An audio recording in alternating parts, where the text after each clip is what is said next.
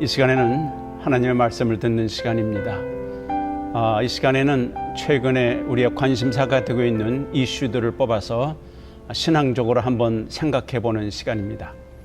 오늘은 세계적으로 어려움이 되고 있는 난민 문제에 관해서 말씀을 나누려고 합니다. 전에는 몰랐는데 최근에 세계적으로 난민 문제가 큰 이슈가 되고 있습니다. 아프리카나 중동 지역에서 전쟁과 내란과 기근 또는 박해를 받으면서 생명을 유지하기 위해서 목숨을 건 대탈출이 일어나고 있는 것입니다. 여러분 아시다시피 시리아는 예전에 성경의 중요한 나라 중에 하나였습니다.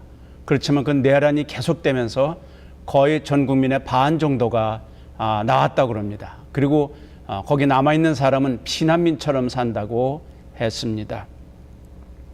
그 외만 아니라 그 이유만 아니라 또 경제적인 이유에서도 좀 더 안정되고 좀 나은 생활을 위해서 자기 나라를 떠나는 사람들이 참 많습니다.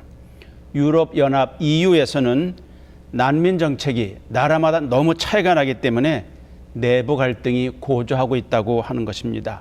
쉽게 말해서 난민들을 받아야 되느냐, 인도주의적인 의미에서 받아야 된다. 또 한쪽에서는 이 나라가 혼란해지기 때문에 안 된다, 거절한다, 그런 것입니다. 미국의 경우도 다르지 않습니다. 두 가지 의견이 아주 확실합니다. 인도적인 의미에서 또 인도주의적인 의미에서 난민을 받아서 살리자 하는 단체가 있는가 하면, 근데 놀랍게도 그 사람들이 와서 많은 문제를 일으키기도 하기 때문에 이제는 안 된다. 그래서 엄격하게 막고 있는 경우도 있습니다. 이것 때문에 국론이 분열되기도 한다는 사실입니다. 여러분이 신문에서 보셨겠지만 한국에서도 비자 없이 들어올 수 있는 제주도가 이 문제가 생겼습니다. 예멘 사람들이 수백 명이 들어왔다고 합니다. 예멘은 거의 100% 가깝게 이슬람교가 있는 나라입니다. 여러 가지 이유 때문에 왔습니다. 일단 들어와서 난민 신청을 하게 되는데 이것 때문에 지금 제주도와 전체에서 좀 어려움이 생기고 있는 거잖아요. 똑같습니다. 인도적인 의미에서 받아주자, 인권을 생각해서 받아주자, 불쌍하다, 그런 그룹이 있는가 하면, 그렇지만 사회에 너무 어려움을 많이 준다, 이거 좀 안 된다, 제한하자, 그런 일이 벌어지고 있습니다.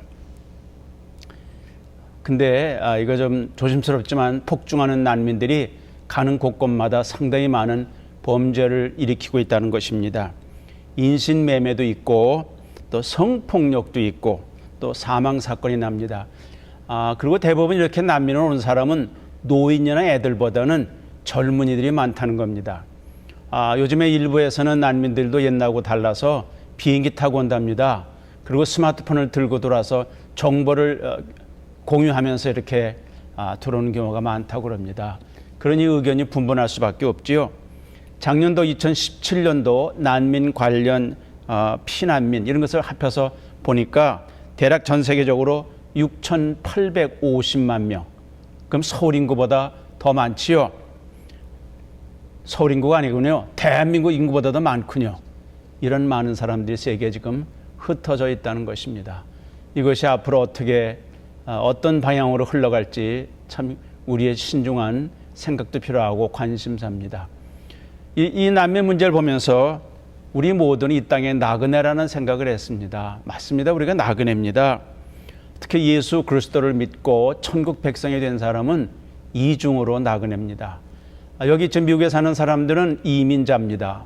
그러니까 이민자가 됐으면서 또 천국 백성이니까 이중 삼중으로 나그네 같은 삶을 살게 됩니다. 그 신앙 때문에 고향을 떠나서 사방이 흩어져서 특히 소아시아 지역에 흩어져 갔던 성도들 대상으로 해서 쓴 편지가 베드로서입니다. 베드로전서 1장 17절에 이 말씀이 있습니다. 외모로 보시지 않고 각 사람의 행위와 행위대로 심판하시는 이를 너희가 아버지라고 부른즉, 하나님 아버지라고 부른다는 것이죠. 너희가 나그네로 있을 때를 두려움으로 지내라 그랬습니다. 우리 믿음의 선배들도 나그네처럼, 그 다음에 외국인처럼 이 땅에 살다가 갔습니다. 근데 나그네, 이 방랑자와 순례자는 다르지요. 방랑자는 그냥 떠돌이가 돼서 이곳저곳 다니는 사람들입니다. 그러나 순례자는 갈 곳이 있습니다. 우리는 천국을 향해 가는 순례자들입니다. 근데 그 길이 그렇게 편치만 않습니다. 쉽지만 않다는 것입니다. 여러분 여행을 해보시죠. 여름 때 되면 많은 사람이 캠핑을 갑니다. 2박 3일도 가고 한 주일도 가고 또 멀리 더 많이 가기도 합니다.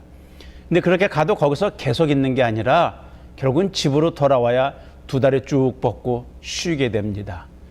그러니까 그런 나그네로 여행을 갈 때는 최소한도로 짐을 줄이는 것입니다. 여러분 인생의 순례자가 됐는데 이 땅에다가 너무 뿌리를 깊이 박는 것은 미련한 방법 같습니다. 천국을 소망하고 사는 것입니다. 가능하면 우리 인생의 짐을 좀 가볍게 하는 게 좋겠죠. 불필요한 것들 많이 쌓아놓고 이것저것 많이 하는 것보다는 좀 간단하게 살면서 소망을 가지고 믿음으로 살고 좀 나누기도 하고 베풀기도 하는 삶이 정말 좋은 순례자의 삶일 것입니다. 우리에게는 달려갈 길이 있습니다. 그 길을 믿음으로 달려가는 것입니다. 절대로 쉽지 않습니다. 돌도 많고 언덕도 있고 깊은 강도 있고 흔들거리는 다리도 있을 수 있습니다. 그렇게 편한 길만 위해서 예수 믿은 거 아닙니다. 내가 저 편하려고 잘 살라고 예수 믿은 게 아니라 예수님 믿고 하나님 의지하고 살다 보니까 어려움도 극복할 수 있다는 것입니다. 믿는 분이나 안 믿는 분이나 이 세상은 똑같이 살아갑니다. 더 편할 수 없습니다. 오히려 어려울 수도 있습니다. 경건하게 살고자 하는 자는 핍박을 받는다고 그러지 않았습니까? 그렇지만 우리는 갈 곳이 있는 순례자입니다. 방향이 어딘지 우리가 목적지가 있습니다. 바울처럼 푯대를 향하여 가는 여러분 모두가 되길 바라며 절대로 뒤돌아보지 않는 앞길을 향해서만 달려가는 모든 신실한 순례자가 되시길 바랍니다. 이 CTS에서는 이제 카톡방이 개설됐습니다. 여러분 쉽습니다. 카톡방에 들어와서 여러분의 간증도 좀 보내주시고 기도 제목도 보내주시고 또 건의사항, 문의사항이 있으면 알려주시면 제가 성실껏 대답해 드리겠습니다. 카톡방을 요새 많이 쓰시니까 이미 여러분들이 친구로 참여해 주셨습니다. 더 많은 분들이 참여해 주시기를 바랍니다. 감사합니다.